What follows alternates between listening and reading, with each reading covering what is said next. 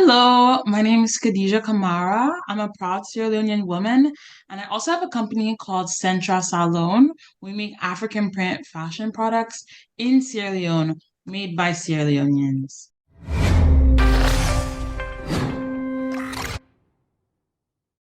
Hey, it's Kellen, and today I have a treat for you, Miss Khadija.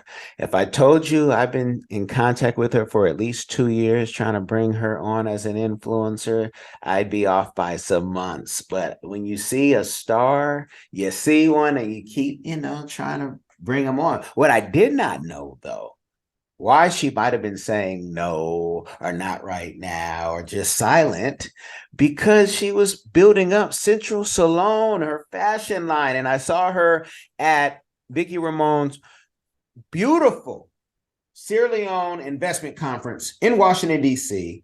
And we're just talking, her and I, me and Khadijah. And I'm looking at her dress and I'm saying, oh, wow, you make men's clothes too? Because I can't put no dress on. I ain't that American. um, and she was like, yeah, yeah. And then she introduced me to somebody, which made me have to tap into her right now on Instagram. And I'm like, we've been talking. And I give her my phone.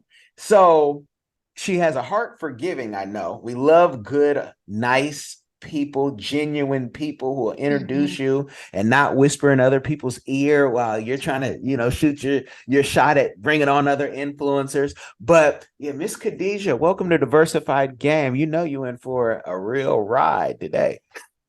I'm ready. I'm ready. I'm happy to be here. Thank you for reconnecting, right? I'm glad that we both met up there. I'm looking forward to the conversation. Yes, yes, God don't make any mistakes. So he's gonna put us where we need to be, and nobody can stop that. But let's get into Central Salome because your designs, this is like authentic. I already know it's made in Africa, not in China. So how did you start this? And let's just say how and when you started, and then I'm gonna go and get more, pugnacious and get all up in your business. Yeah, so I was feeling the urge to start a business, and I would talk to my friends and my family about it. And I was like, I feel like I'm supposed to start a business. And I'm not sure what that business is, but I'm going to listen to God. I'm going to, tap in and really, allow myself to explore. So it turned out that I started feeling like I should start a fashion brand. And I was like, okay, I don't know what product I would want to start, but let's see. And then I was sitting in Washington Square Park in New York City, in Manhattan, just people watching because it's fun to see like the fashion there and just observe. And I kept seeing people passing with these bags, these tote bags, different shapes, different sizes of tote bags, different people, different backgrounds, men, women, older people, younger people. And it just clicked. I was like, I'm going to make tote bags. And I'm going to make tote bags that are strong, that are multi-purpose, that are fashionable, and most importantly, that have African print because in the global marketplace, African print is not really at the center stage and it needs to be, especially considering that it's so beautiful. Okay. So, but it's one thing to just come up with to say, I want to make it. Did you know that you wanted to do it in Salone, or did you say, you could have thought, oh, I could make it in China and maybe it'll be cheaper, but like even the process to do something while you're in the States and then making it in Africa, tell us, about that journey. Yeah. So there was absolutely no other thought than we need to make this in Africa. There aren't enough made in Africa products. And honestly, the textile and fashion industry has the potential to create thousands, if not hundreds of thousands, potentially even millions of jobs on the continent. So there was absolutely no consideration of China or other external production countries, right, that this could be outsourced to. I actually designed a prototype here in New York, and I connected with a bag designer in Sierra Leone who helped me actualize the product. And then we adjusted it. We were able to use all material sourced in Sierra Leone. And then after securing those first products, we actually took it the next step and trained and employed young women in Sierra Leone to make these products. Why? We could have gone the easy route of just hiring tailor men, right? We know men are a large part of the sewists, the tailors, as we call them, in Sierra Leone. But I really wanted to empower women. Um, a lot of the times, women are going to, go back to the families and empower themselves and their families and their spouses and things like that. Men do the same as well, but the fact that there was such a disparity between men and women in this industry was a cause of concern for me. And I really wanted to improve this disparity and create job opportunities for women because once you know how to sew, once you know how to design these products, you have that skill for life. You're able to feed yourself and your family and your children for life. So that's part of what drives me. And that's what excites me every morning because I'm like, I'm creating jobs for my people, for women like me. Yeah, can you tell us, around how many jobs you've been able to create for those women? Yes, right now we have 15 employees, but our goal by Q4 of 2025 is to create 1,000 jobs in Sierra Leone. Awesome, awesome. And I go into the deep because there's entrepreneurs that are listening, and I call it an African business podcast.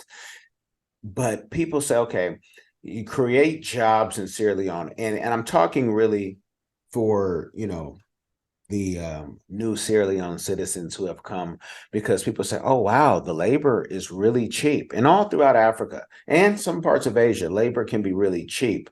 But I always try to teach and tell people, but don't be a colonizer. Don't give people the bare minimum.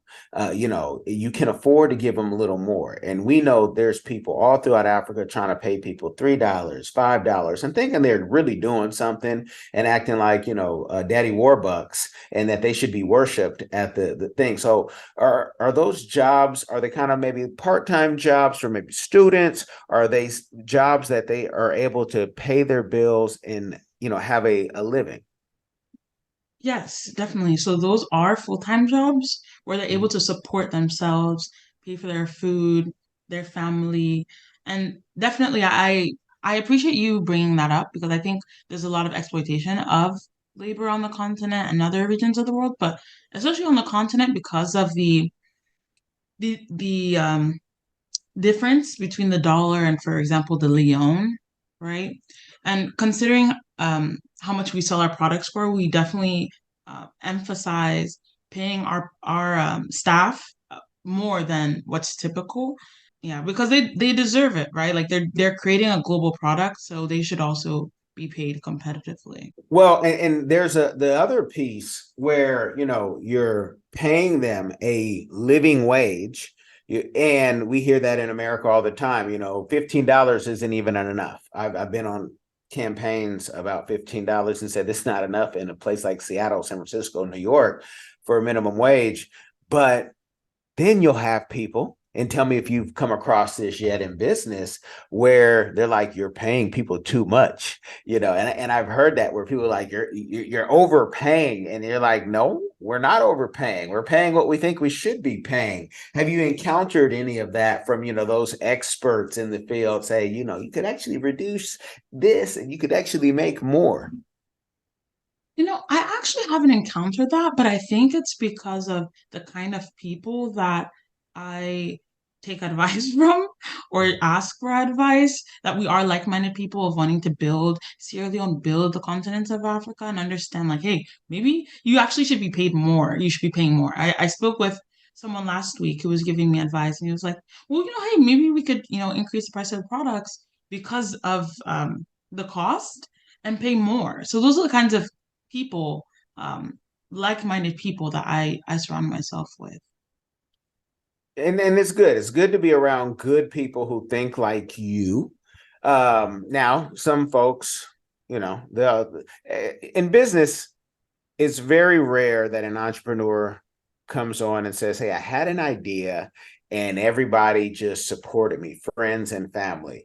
Your energy might be different. Maybe everyone was like, "You know what? We think we can do it, and we'll work with you." But for building a business, even in another state, talking about another country. What was, the support level like when you said you're going to start this and start putting your money towards, this business? Yeah, so there's different levels of support. There's people who are like, yeah, that's an idea.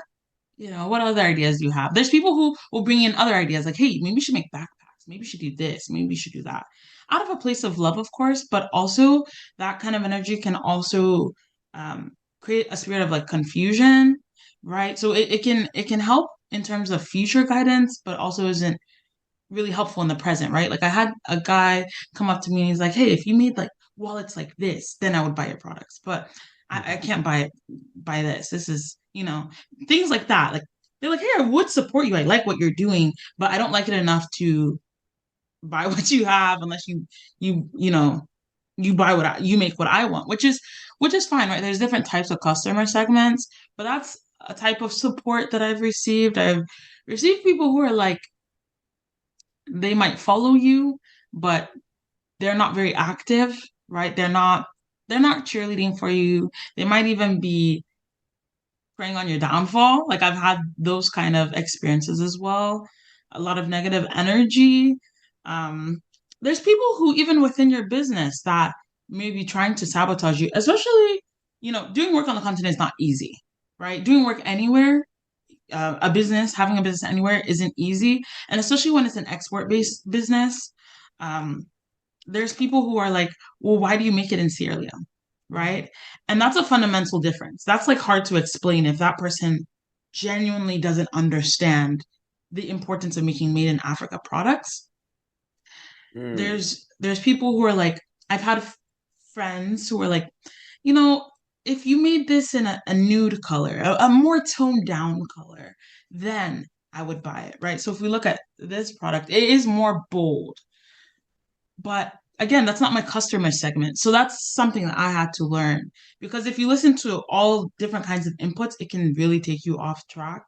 Um, so that's a level of support. There's people who are early adopters, right? As soon as you say it, they're like one of the first ones to buy your products. And I really appreciate those people. Those people are the backbones. But there's also people who they'll say they're gonna buy your product, even though you're not forcing them to, and they still don't buy. So, and those are people close to you. It's not even customers. So I think there definitely is a challenge in terms of garnering support. And for me, even from Sierra Leoneans I know, actually, I have a lot of Sierra Leonean people that I know, friends that I know that have never bought my products. You know, mm. and we talk about supporting Black businesses, but again, it might not be what they're interested in. Um, but there's been different levels of support, I would say. Preach. It's so funny because it's just like birthdays. Like, and I say this for, Sierra Leone men more than the women, because the men, there's a issue of begging from the men, Mm, from men, not all, but from too many on my WhatsApp. But when you tell me it's your birthday and my birthday was last week, what do you want? Hey, it's my birthday. Okay, it's your birthday. So what? And I get this even from some of y'all down south too. You tell me hit you on the Cash App for your birthday. You never sent me anything on my birthday. I'm 42 years old. I can't remember the last birthday gift outside of a trip that we would go as a family. But it's like the reciprocity. I have product and books and everything for sale, and people, oh, did you want to buy my book? I've been writing books for over a decade. Have you bought any of them? Have you mm, bought one? And so it's one of those things. And I totally get what you're saying. And we're not saying people go run out and buy our stuff. Just don't ask us to support you when she's already done the work. And when you create a product to have so many SKUs, it costs money. So you're telling someone, hey, you should have it in this color, or if it's t-shirts, not that you sell shirts, but it should be extra, extra, extra large. No, maybe you should lose maybe 1x weight, and so you can fit the shirt. But I've sold everything to women's underwear, so it's like I totally get it, and it frustrates me, and that's why I vent it off, and I don't you guys know I don't care what you think. What did Dion say? I care about your opinion of me. I don't care. I'm going to be me, and that's okay.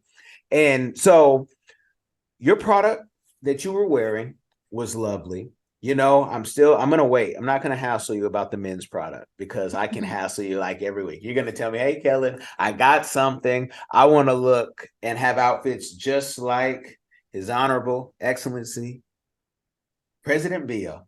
I want to say his style. I love it because it's simple, it's clean, and I dig it. So don't ask me what I want. Say, hey, this is what the president wore, and boom, from the hat down. I haven't seen an outfit that he wore that I have not liked. I just don't wear. I just don't wear the traditional Western suits. I wear traditional African suits if I have a choice, and thank God I have a choice.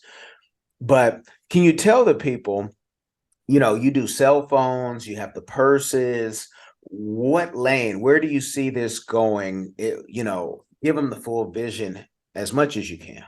Yeah, and I actually want to add something else, like in terms of support that I just thought of. Support isn't just financial, right? Like support can also be putting somebody in the right rooms, talking about them, connecting them to the right people that they need.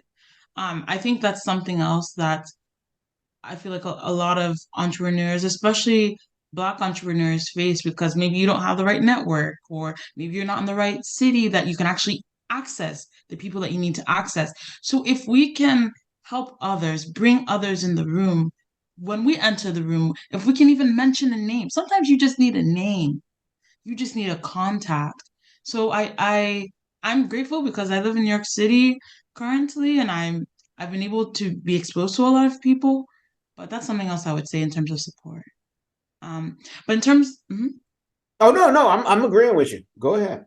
And then in terms of a lane, I actually see Central Salone being a lifestyle brand, and a lifestyle brand that expands to different products, right? So we're expanding to clothing. We started off with the accessories, and moving on to other things that our customers will use throughout their life, not just today, but within the next 5 years and 50 years. So that's where I see it. But in the short term, I really want Central Salon to vertically integrate, meaning that we own our production line and we're not dependent on any type of imports. Um, so we know that really every single stitch, every piece of fabric was made in Sierra Leone by Sierra Leoneans. So that's really the dream, that it's made by Africans, that it's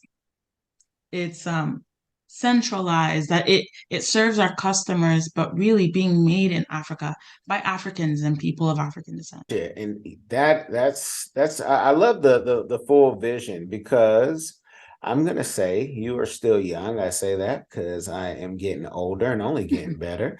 Um, but I love that, and this woman right here that I have is educated, y'all. Not just from a university in Florida, I won't mention them, but NYU. So, and I won't mention no beef with them, but NYU, where I think everybody that I knew would have been honored if we could have went to NYU. Only if some of us had the GPA. We graduate with a 1.9 GPA and a FAS 40. NYU doesn't really have a football program or something you can get into, but I thank God for Ottawa University, and Grambling. But can you tell us, with your health background, and I'm going to say science background as well, how do you put all of this together in your vision? Because I'm sure people are like, why don't you just go work, for some research company, or just go do something that your education, you go have a great school, there's lanes you can get into that others can't because of your education. Like, how does the science and the health and this all come together, or is it just part of the steps, and you got a whole master plan? That's a really great question. Coming up to this point, it's funny when you look back at it and you see, okay, I see how the dots are connecting. I see how I got here. But I realize that I have a strategic mind, and that's really what I I love to write proposals. I know how to implement proposals. And I did that on the health side. As you know, for example, developed community waste infrastructure in Crew-based slums, Freetown, Sierra Leone. I've done a menstrual pad dispersal program in Sierra Leone. So designing and um, distributing, right? Like really learning how to implement those concepts and design is a skill that I was able to transfer to consulting. So I actually consulted in Sierra Leone for the Sierra Leone Economic Development Project. So there were startups of all kinds of variations. Like we had a startup that they actually make bricks from plastic, right? There was a startup that make briquettes. Briquettes is like a coal alternative that they make from agri waste, so like coconut shells and things like that. And I was able to help them with my public health background, with my innate talents and passion for strategy, and help them improve their operating model. I've judged for Entrepreneurship World Cup. I've judged for Orange Social Venture Fund. I've judged for so many competitions, Gen U. I've been a mentor to different companies that at the end of the day, it boils to the same thing as public health. We need to be community based, right? We need to have partnership with those in our local community and understand the factors, that all of the factors surrounding people in that community. Regardless of what business you do, you have to understand the people of where you're producing it and your customers, right? We focus a lot on the customers, but what are the needs your um of your employees that can enable them to produce better, right? Mm-hmm. So how can we, like, what's the data? How big is the problem? That's something that we see. For example, I led a department, a part of the health department in Palm Beach County, for daycare COVID-19 cases, and we had to know how many cases did we have every day. It's the same thing when you look at um, any kind of business. How big is this problem, right? What's the customer segment? So those are transferable skills that through consulting for SLEDDEP, I was really able to hone in on.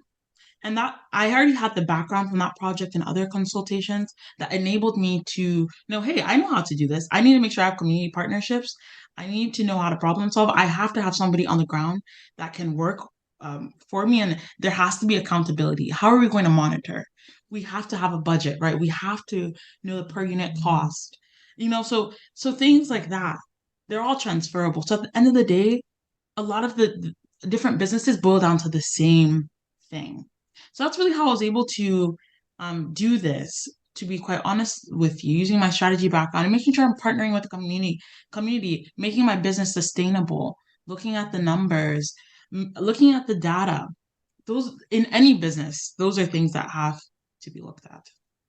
I love it. I love it because there's so many people in your position, whether they have the education, whether they have, even the experience, they can hear the story. Or for those you guys want to watch, kick those numbers up, man. I'll take it. But I know what the listeners are the majority at this moment. People feel almost like alien, and and because we consult and coach and mentor people, they're like, nah, my dad is telling me I can't do both because I'm a medical doctor. I can't do both because I'm, the first lawyer in the family. And it's like, you can do whatever you want to do, but you have to get out of trying to appease people. Stop looking for people's approval. And you will never be canceled if you stop looking for their approval. But in an African household, it's difficult to show your creative side sometimes. You guys go ask DeVito. Mhm. He was already wealthy, right? And to say you want to rap, he's talked about it, but you guys can go see those interviews. But there's so many people that are everyday people who have great stories and they can't express that. And they're worried about, oh, my grandmother's still alive, I can't tell that story. And it's like, man, you guys are living in a box. So I love that you broke it down like that. The only thing that I have an issue with Central Salone Fashion is it has a YouTube channel and it has not been getting enough love. And we're gonna make a dedication today because I see you on TikTok. Don't worry about the views, repurpose the content so you don't have to upload it, more than once, but keep that going. Stay consistent with that because people are looking for African fashion so much so we can go on Etsy right now and even possibly, I don't know this to be true yet, but it's right around the corner, if not Timu, which I'm addicted to, y'all. Timu is about to have some African clothing coming straight from you know where, and we need to be able to catch your clothing, whether, wherever we find it. So I want you to keep doing it because, influencing is just one part of your marketing strategy, but I see it. And I saw some views. I mean, I saw 841 views on your YouTube, on the shorts. She was just doing the shorts, y'all. She ain't got time. She has a real life. Can you I want to break down though, because some people, I came from the conference and I was told, and not in a bad way at all, but I was like, these are the privileged Sierra Leoneans. These are the socialite Sierra Leoneans. Mm. And there are some people in Sierra Leone who will tell you, well, that person has money and that's why they can do this and they can do that. Can you speak to all of those people? Because maybe I am around the socialites, but that's my life. I don't care, Sierra Leone or wherever. That's my life because I want it to be. I want to be around, where progress and power is. But talk about that because I don't believe that just because you don't have money now, you can't have it tomorrow. And I believe we all can win, but there's little steps. You've taken those steps to win, no matter who your parents may be or may not be. And one of your ladies that you're hiring right now might be the next you or going to her own realm. She might own, a bank or a hospital. But can you talk about that? Because that division we don't need. And I truly think that there's hope for everybody. Yeah. My first project that I ever did, as I mentioned, was a menstrual pad project to empower women, right? Because menstruation was causing a lot of problems for women. Um, and I I realized that, at the time I was in college, I realized that I could do it. I think sometimes we just need to know that you can do it.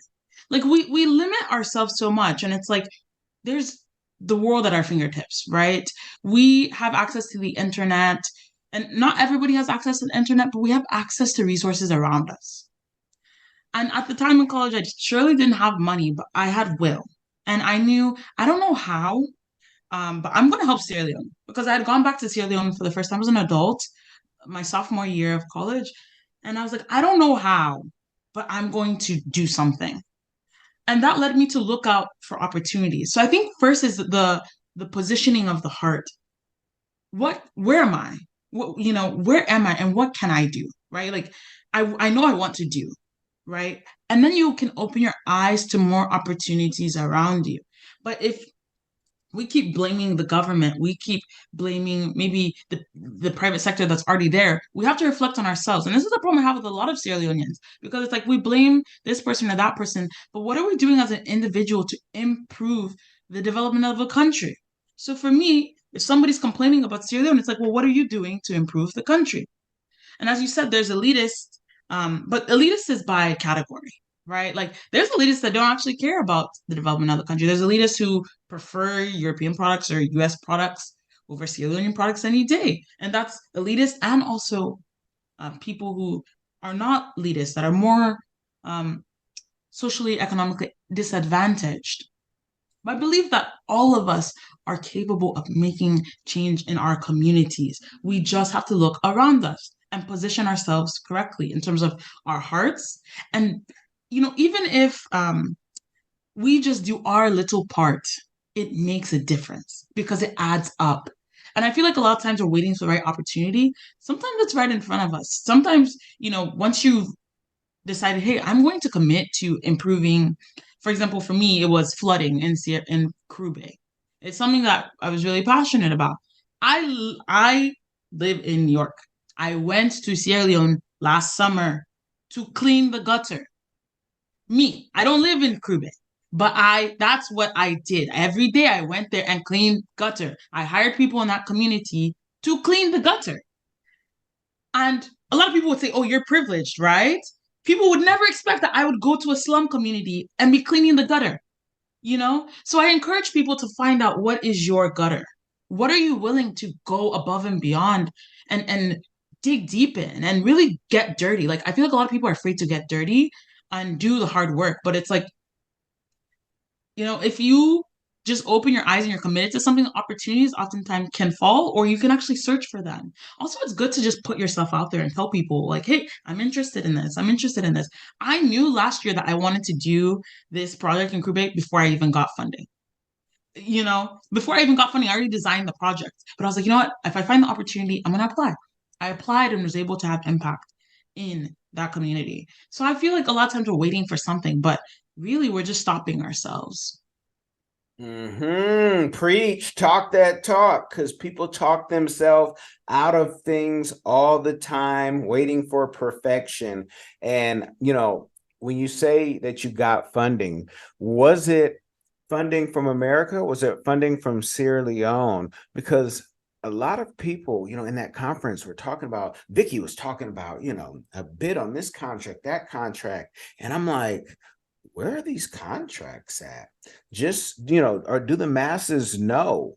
And if they don't know, then can you point them to that direction? Or if you need funding, who is doing this funding? We heard, Alex Rivera talk about Japan was funding, what I believe is a $42 million, business in Sierra Leone. And you're like, whoa, what does Japan have to do with Sierra Leone? But you grab what you can grab. So is your funding from America or Sierra Leone?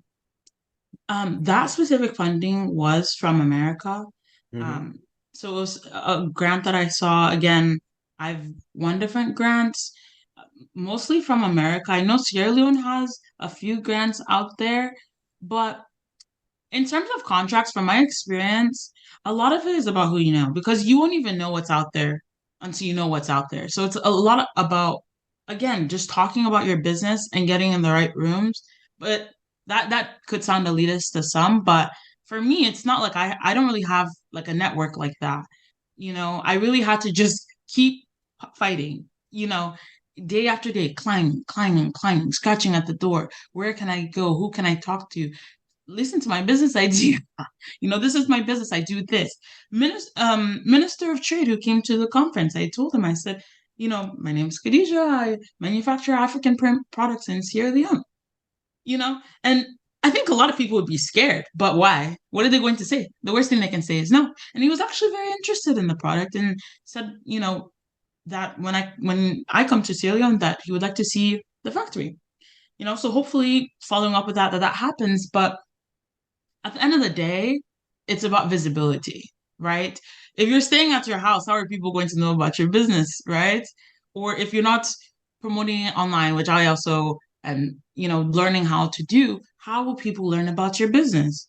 So, yes, it's elitist. The contracts, it can be a bit of a small circle, but at the same time, people are willing to listen.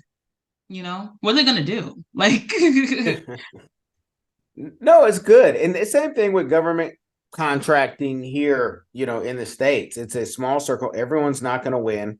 It's one of the frustrating things when you go to these meetings, for even local government, and people are like, well, I've been trying for so long, but that you can hear in their language that they don't speak the language of government contracting or have the patience. And sometimes you need to have the capital. Sometimes for that same project, you need to wait 30, 60, 90 days to get paid. And it's meant to be like that because they want people at a certain level. Not afraid to talk elitist. Are we supposed to be po-mouthing our whole life or any of our lives? No, we can't do. Now, I know it might be a little premature, but I have to ask you, have you started writing the book? I like that. I like that. That's great. You know, Part of this is all part of my story. Getting a platform to speak about my business, you being willing to give me access to your audience. This is what I call support, and this is writing my story, right? 5 years from now, they're gonna look and they're gonna look for information about me, and it's gonna be on your podcast, Kelly. You know, and that's a gold mine right there. So this is part of my story. I wouldn't be surprised if I wrote a book or had a documentary because I envisioned that. To be honest, I know that I'm going to the moon with this. I'm In definitely going Jesus to the moon. Christ's name, yes, yes, yes. You might surpass the moon. You could looking at Mars, Jupiter, and maybe different galaxies. I'll tell you this: out of over 700 interviews just on this platform alone, I've done thousands of interviews, but on this platform alone, I've interviewed probably over 155, 56 African entrepreneurs. I've interviewed over 25 in Salone. I'm open for everybody who's doing something. Let's talk about it as long as it's legal. Let's talk. I've had video vixens even on, right? I'm not like they've come to the hotel when we were in Salone, and some of them met the family, and it's like, I want to get the story because to me, video vixen is an influencer. They call themselves video vixens. Doesn't necessarily mean the same thing here, you guys, because you guys are thinking Suki Hana and Sexy Red, but some of them can get down. But you have to give people a platform to just show who they are, because if you can do one thing great, I can show you how you can do some other things great, and you don't have to stay in that complacency no matter what you do. Try to be as non-judgment as possible. And there's some great things in Sierra Leone, media wise, and just everywhere. Just great, great things. Like Sierra Leone is a gem, and I want everyone to know that, because the future is so bright. And let's not have someone else, tell the story, because there's just some things. There's things I say about Sierra Leone. I'll tell you off air. I tell people, and they're like, "Really? You like that?" I'm like, yeah. I said it's better than some other countries that I'm not going to say on this air right now either, because I like to have friends when I go to countries, and I don't want to compete and compare, because it's so easy to do. But I think Sierra Leone has great customer service outside of the men begging. And I'm not talking about amputees. I'm talking about regular, healthy men. And it's not just me, because those of you who are even begging your so-called girlfriends or lady friends just because they're in the States, I got a problem with that. Men shouldn't be begging like that. And I got a solution for you, and it's go to the library. And I've told many of people that. Not one person has done it in Salone that I've had to deal with. Go to the library, go read, get your game up, get your skills up. You don't, so that's my pet peeve, because I see greatness in people, but they got to see it too. Can you tell the people a community give back? You were talking about the menstruation pads, which, as a man, we can only listen and learn. And we're like, if men had a cycle, that wouldn't even be a problem. It wouldn't be a problem, because we would have found some type of solution, or we would just, the hygiene, maybe we just say it's Bloody Monday or something. I don't know. But can you talk about, a community give back that you're doing, or one that you would like to do in the future? Everything that I do, that I've done, has to benefit the community. In Salon, like it has to. So currently, I'm focusing on creating more jobs and, creating made in Salon fashion. But uh, my marketing strategy in Sierra Leone that I'm happy for other people to copy, to be honest, is to give to communities. It's something that I've always done um, without publicity. So one of the things that I want to do is actually aid in the beach cleanups. We have beautiful beaches in Salone, but unfortunately, they're adulterated by trash. So partnering with local community stakeholders, and that's part of my marketing strategy, right? Like improving Salone instead of paying to media conglomerates. Um, so that's how I plan on marketing and doing different things. Like I would I would love to build schools and enable schools. I've thought of even doing a school lunch program. I know that's part of the Ministry of Education agenda, right? And actually having accountability for that and making sure that that happens through Central Salone. I have so many ideas for community development because the ethos of Central Salone isn't for profit. It profit is inevitable, but it's really to see Salone transform. We could create 1,000 jobs in Sierra Leone. The impact, the impact is crazy. It would be crazy on the economy. So that's something I think, or I know people need to realize when you're buying from Central Salone, you're developing Salone. I So love that. I love it. I love it. When you said that, it reminded me of David Sungay's book. I just read it, Radical Inclusion. And when you think about, the pregnant girls, and of course, pregnant girls should be in school. They should be in school more than anybody globally. And you think about menstruation pads. Of course, we need that. We need that. And the school lunches, everybody should eat. And I'm talking about eating as a 200-pound man who's on his way to try to lose weight in case Mayweather comes back and I go fight for the last time in the ring. I didn't say win, y'all. I'm gonna I want Mayweather to stay undefeated, but the school lunches is necesito. And you think about all the food we waste here in America and how some of us, not you, but how some of us look and can stretch out a jersey sometimes, yeah. look like a dudwa for those of you in Cameroon. Shout out to a dudwa, the comedian who's, but it's just, yeah, that's these things should be necessary. And I think there's solutions and there's enough brain power to get us there.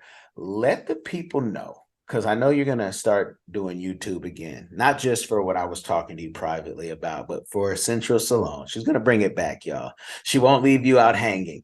Let the people know where they can find you, and any last words, anything I might have missed, just give them the game. Yes. First, you can order from us on our website, centralsalone.com. So that's central and then SALONE.com. When you order from us, you're developing Salone.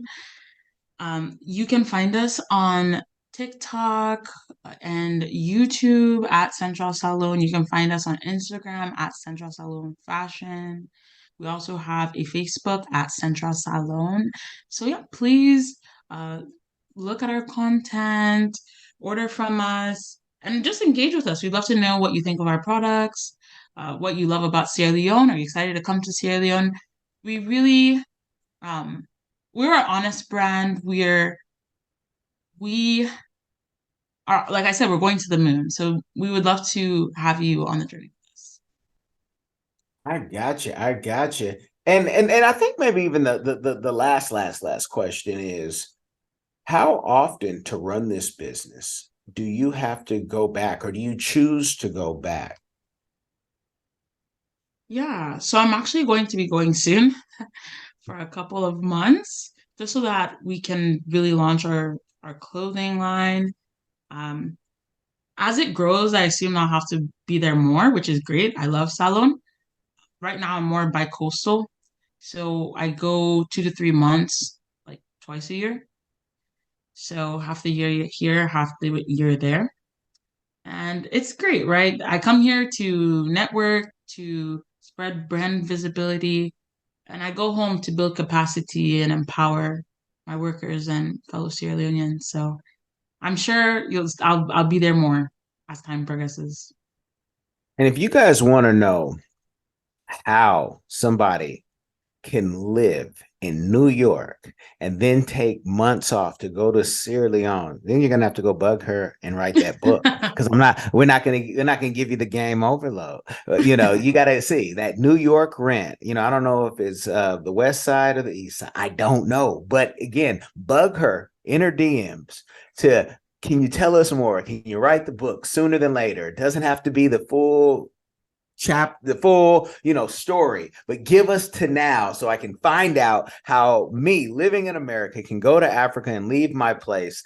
I'm going to leave that there. You guys, make sure you like and subscribe, but more importantly than that, share this game with somebody. It will change their life. Y'all be blessed. Hi everyone. Have you ever been curious about visiting Africa? Which African country were you interested in? Kenya, Nigeria, Uganda, South Africa, Ethiopia?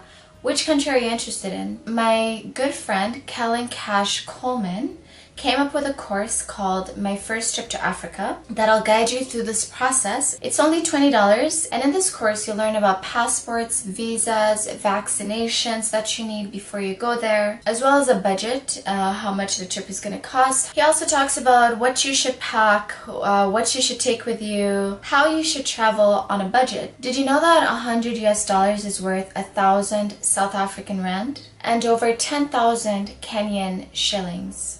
So imagine what you can do with $100 back home. I say back home because I'm from Sudan, I'm African, I already know how it's like. I know that, when you convert Canadian and American money, it goes a long way when you're traveling across Africa. So if you're curious, if Africa is a place that you've always wanted to go, always wanted to move there, Kellen Cash is the person to ask. Check out the course. There's a little preview you can listen to before you actually purchase it. If you're interested in this course, visit www.diversifiedgame.com. Don't miss out.